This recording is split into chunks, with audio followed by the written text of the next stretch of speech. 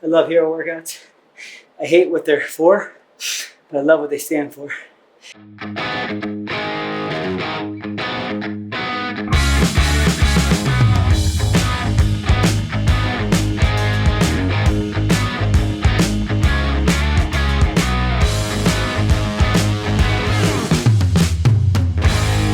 Here we go. People keep sending me this, I don't know what you'd call it, video of this woman or this guy talking about how having strong legs indirectly correlates to having a longer life. And basically what it was saying is that, like, you know, the stronger you're, and it really meant quads. Quad was our thigh strength was what they really studied. And it was because when you have strong legs, you tend to live longer because you have better balance and you don't tend to fall and break your bones. And one of the biggest injuries that elderly people have is they'll fall and break their femur bones, and can, you know, and then when you're sitting around, you know, you can't get out of a wheel. You know, if you break your femur bone, you're probably going to be in a wheelchair. I don't even know if you'll be on crutches. And so, you know, then you're not being able to exercise and do certain things. And so, yeah, it was really interesting. People keep sending it to me, and I'm like, I know. So the fuck I've been saying. Everyone knows. Strong legs equals strong minds, baby. And long lives. So we will squat today. That being said. When did you start saying weak legs equal weak minds? I really started saying it probably like 4 years ago. You know, it was just like, it's something that hit me one day that, you know, I realized how much people struggled in buds and training, you know, to become a SEAL with their legs. It was like their legs broke down on them. And I started recognizing it. The more I thought about it, like, you know, like trying to think about why people quit, why people gave up. And, you know, I think there's a lot of reasons, but I think that you are on your feet all day long in buds, and you're carrying logs, and you're carrying boats, and you're carrying your buddies. And so your legs are just taking so much load and stress. And unless you train that prior to, you have to hope you can get through it. You know, and I that's why when people tell people, oh, you got to just focus on running, push-ups, pull-ups, and sit-ups and dips, you know, for the physical part of buds, and to be a SEAL. And I'm like, yeah, maybe you can get through it that way. There's a small chance you can, and it might happen. And I'm sure it's happened before with people only training that. But how many of those people, you know, like, almost didn't make it, or almost got injured, or did get injured and then had to get rolled back? You know, I went through one class, and I attributed that to having really strong legs and a strong mind, because when your legs start to break down, when your legs start to get hurt, when your legs start to get tired, that's when it gets really tough mentally to keep pushing. A lot of people lose it up here when their legs go. Our legs are our foundation, you know. And so that I kind of started to realize that was really one of the main factors. And one of the main factors and reasons why I got through it was because I was so prepared with the amount of leg strength that I had coming in, with the amount of squatting, with the amount of power cleans, with the amount of lunges that I did going into it prior to. So that's where that came from. And I truly believe it. And I don't think I'll ever stop squatting or working out my legs, because I do think that there is a big correlation to living a good life because of having strong legs. Is it like a dude thing to focus on upper body over lower body too? Like, you know, I think that's, you know, the old, hey, beach muscles. What do people see? You see your arms and your chest and your back. And so, you know, when you're young, you're like, oh, that's what you think strength is guys with big upper bodies. And, you know, back in the day, you'd see these dudes with these huge upper bodies and skinny legs because they didn't like working out their legs, because working out your legs hurts. And doesn't just hurt while you're doing it. It hurts for like 2-3 days later too. You know, you're gonna get sore, and you know, it's not. Yeah, people don't like that shit. You know, people. even now I'm doing a lot more upper body stuff as well. I'm still training my legs just as much, but I'm training a lot more upper body strength, and I don't get that sore. Like my chest doesn't get that sore, and I bench all the time. My, upper back gets sore occasionally. My arms never get sore, and so, it's tough. It's a tougher thing to go in and know that you're gonna be sore no matter what. Even you don't have to do that ton of volume to get your legs sore, but you need it because you don't want that weak ass mind. We are gonna do a hero workout named after U.S. Marine Corporal Keaton Coffey, 22 of Warring, Oregon. He was assigned to the 1st Law Enforcement Battalion, 1st Marine Headquarters Group, 1st Marine Expeditionary Force, based in Camp Pendleton. He was killed on May 24th, 2012 in Afghanistan. So I can't run yet, so I'm going to have to do a modified version of this. So instead of 800-meter runs, I'm going to do 300 feet on the Jacob's ladder. Similar time frame for me for 800-meter runs. There's no reason we still can't do some of these workouts that, basically pay respect to these men and women who have basically paid the ultimate sacrifice for our country. So I wanted to do some back squatting.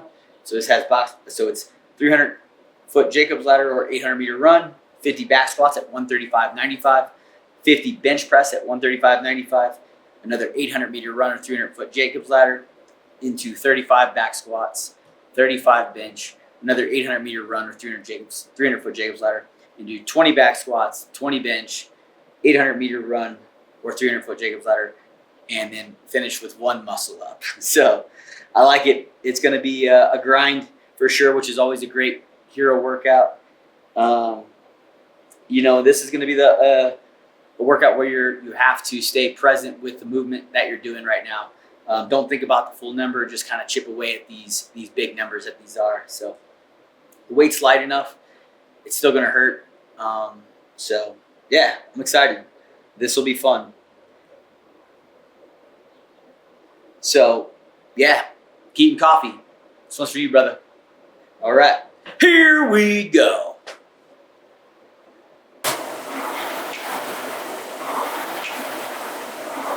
Need to warm up just a touch. Are you going to hold on to that bar for those big sets? Yes, for the back squat. For the bench press, I'll break up. I can't do 50s. I'll probably try to go bigger sets still. Maybe like 20, 15, 10, 5 or something on that bench. It's kind of where my head goes. See how fast I hit failure on it. I don't want to get to failure, so I feel like I'm getting close. I'll probably put it down. Short rests on that bench. The back squat, I should be able to do all that unbroken pretty easily. 135 is just such a lightweight, and I've done 50 reps at 225, maybe even 245. I can't remember. So 135 should be good. I should be fine there. It will still be hard though. It won't be easy. I might go 350 feet on the Jacob's ladder. I'm trying to think more of the time frame. So 800 meters, normally it's probably going to be about a 3-minute. So about a 6-minute mile pace, 3-minute 800s. So trying to think of like 3 minutes, what I should be able to do in 3 minutes on the Jacob's ladder. And I actually think it's like, I normally hold around 120 feet per minute on that. And that's like my 75, 80% output, kind of keep moving pace. So I'm going to go 350 feet on the Jacob's ladder. And I know it will get really hard my first set will be easy to get right around there, that 3-minute range. But after that, it'll get tough. And that's what the run would be, the same. That first run should be 3 minutes. And then, so 350-foot Jacob's ladder. So it'll be 1,400 feet, baby. Let's go. When you have lightweight like this, and I'm not going to set up a second bar, got hornets out of my rig on the outside. So this is how I'm gonna swap. I'm gonna at my bench. I'm just gonna move it. I'm just gonna pull this weight from the rack. Right. Boom! Look at that. And we squatting.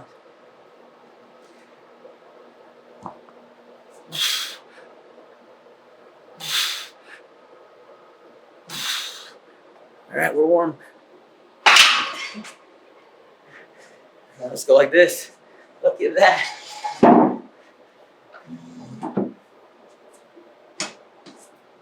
Boom. Who said you need 2 bars? Here we go.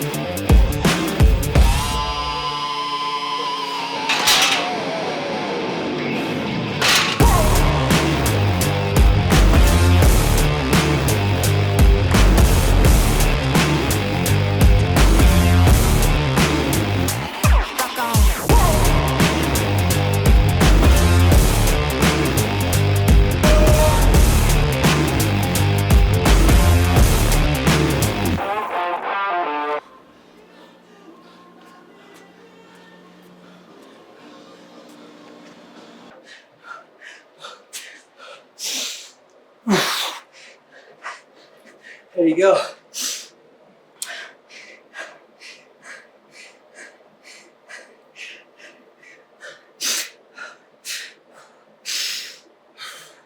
I love hero workouts.